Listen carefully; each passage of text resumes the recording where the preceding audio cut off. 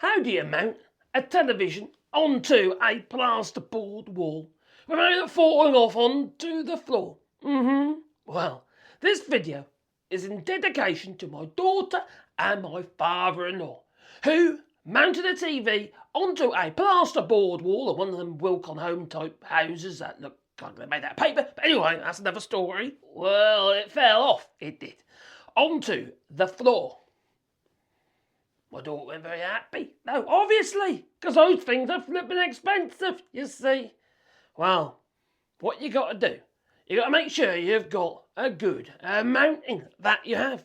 Well, this plasterboard wall here, which has no finish on, no plaster or anything like that on it yet. No, it's not painted either. No, it's not wallpaper. No, it's not even taped and jointed. No, well, I'll skim it anyway. But let's say, for instance, you've got a wall, okay? Maybe it's got wallpaper on it. Maybe it's just plastered and painted, which makes life a darn sight easier. Either way, you're going to be covering it, aren't you? With a big TV. So whatever you do, you're not going to see it anyway. So why worry too much at this stage? You see, it isn't that difficult to fix, mount a television onto a plasterboard wall. No, not these days, because these modern televisions are pretty much all plastic. They don't have a big old glass CRT screen, do they? No, they don't weigh that much. The plasma ones used to. But these modern LCDs, they don't weigh that much, no. So your mountains aren't quite so critical as they used to be. But they're still critical, because you're putting a lump of investment on the wall, and you want it to stay on the wall. Well, what you got to do, you see, is you got to find a stud. Now, there will be a stud in the wall unless it's a daub and dabbed wall. Let's say if the plasterboard has been fixed to a brick wall or a block wall, basically big daubs of glue. Yeah, well then you might have a bit more of a problem. But there are ways of doing that as well. But that's another video. Now, in this wall here, we have our studs. We've got studs at around 600 spacings on this particular wall. Actually, it's less than that, it's about 400. But you see, maybe when you get your bracket, it needs maybe, I don't know, like that area there, all right? That's how big your bracket is that your TV's going to be mounted onto. Unfortunately, there's nothing behind the plasterboard here to screw into. Now, you can get it onto one of the studs, you might get it on an intermediate stud, or you might get it on a joint stud. So you can get at least one decent fixing, or maybe two, into that stud. But what about the rest of it? Maybe it's got 6 holes you've got to put screws into. Well, if you want to rely on just the 3 onto the stud, well, that's up to you. But I wouldn't do that, no. I would put a hole in my wall, like that. No matter if it's been painted and plastered, what have you, I'll put a hole in the wall because it's actually quite easy to repair a plasterboard wall. I've got my piece here ready to put back in. But before I do that, I want to put a noggin into the wall. Because basically what we've got to do is we've got to spread the load, you see, from the television. Instead of it being one of these silly fixings like these ones here, which all the load is just around the fixing, okay, it might be splayed on the back, but ain't going to hold the flipping TV for long, is it? The plasterboard will give up, because plasterboard is weak. It is. You can't imagine that going to hold the TV up. That's just silly. Yeah. So, you've got to spread your load. Get her impregnated, her impregnated, her impregnated. No, not that kind of load. No, this kind of load, all right? What we're going to do, we're going to insert a piece of wood into the wall. Now, you've got to decide which way around you want it to be. In this case, I want it this way. Because, say, for instance, my bracket was going to be like that. I could get a fixing in there, and then I could get some fixings up this way. If it's a more rectangular bracket, you're going to want a bigger piece of wood. You might even want it that way. That's up to you. But either way, you're going to want to get it behind the plasterboard to spread the load of the TV. That's what you need to do. And once you made your access hole, which I've made using a plasterboard saw, like I said before in the previous video, you could use a bread knife if you like, but don't tell your better half. And you cut an angular hole, like so, right? Because that makes it really easy to put the bit of plasterboard back. Well, your piece of wood. I have a scrap here. Now, if your hole ain't as big as this one, because I made this hole for a different video, you see, so I can easily put that in there and I can hold that into place if I want, all right? But I don't want to do that. don't, because I want to demonstrate to you, if it isn't a big hole, and maybe your hole is only just big enough to get your piece of wood in, how are you going to get it and hold it into the right place? Well, you drill a hole in your piece of wood in the middle of there, like so. Grab a piece of string, or in this case, I've got a piece of wire, like so. I'm going to thread that through there. Got to get my rod of iron in the hole, you see. And I'll just wrap it around. I don't know, argument's like anything, really. I'm going to use a screw, because it's there, just like that, all right? So I'll wrap around the screw, twist the screw round, like so. And now, effectively, I have got my, piece of wood secured, all right? And from that, I don't think about cutting. Oh, I've got a pair of cuts over there, that's good. All right, I can insert this into there, all right? And I've got something to hold it with. I can pull it to the back of the wall. But before I do that, I've got to grab some glue, all right? Because this does make quite a bit of difference.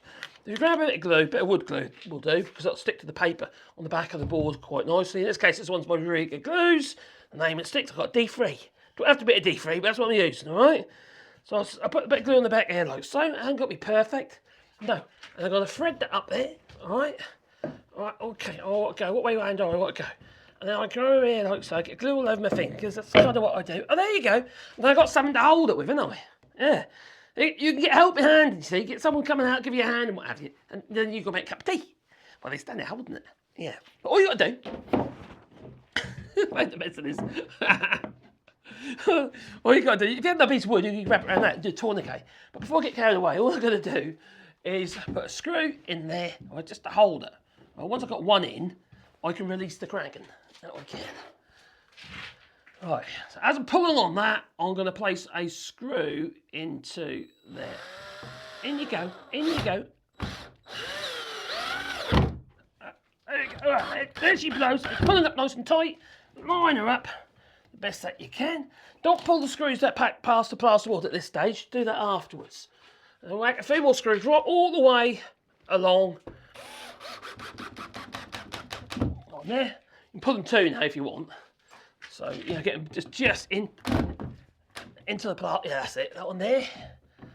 And that one there. And one there, I reckon. You look like a mad, but all I've done is spread the load, you see. I've created a noggin behind the actual plasterboard. That's it. Okay. And then what you do is grab a pair of cutters, which I should have had in my hands a minute ago. I can cut this piece off. I'll just poke it through, it's gone. Alright? And grab a little board. I want to put it back on. I'm going to put a bit of glue on the back of it, just to help. A bit of glue on the back. And maybe in the joint if you like. If that's your thing. I'm just going to spread it. I've got to spread my glue. Oh, I like my glue spreading. Right, I've got my glue on there. Oh, I'll tell you what, I've put some around the edge as well, just for the hell of it. Yeah, let's do it. Yeah, over the Z. Oh my God, it's all over my hand. I just literally poured glue on my hands. That's not a great idea, no. I'll put it on there instead. Oh, that's better. Right, I'll put an arrow on my little bit that I cut out, so which way around it goes. Plonk that back in there like so. And wait, I need one screw because I've glued it, you see. Right, like that. That's tight on there. Get a bit of scrim, and then just scrim it all the way around, ready to be filled or plastered, or filled. Actually, if you're going to be filling it, say for instance the wall's already painted, it's already plastered and painted, you're not going to want to scrim it. What you can do though, is if you use a PVA-based builder's adhesive, stuff to get in the mastic tube, put that all the way around the outside edge, and that'll go off, and that'll secure the edges and stop them cracking. You won't need the scrim. And that way, when you fill it flush, because remember you've already got a painted finish, you'll be able to just sand it all flush, just fill it and sand it flush, and you won't have that raised lump from the tape, you see. You don't really want, do you? You want to make it as easy as you possibly can. And besides, it's going to be behind the TV. So you mount the television on there now. You've now got all this area cut from there right through to there. Okay? right up to this stud here, all right, to screw to. And that'll be a darn sight more secure, because what you've done is you spread the load, because the board itself is actually, in its entirety, is quite strong, because it's fixed to all the noggins and other stuff you might have in there, and obviously the studs, and that'll be secure.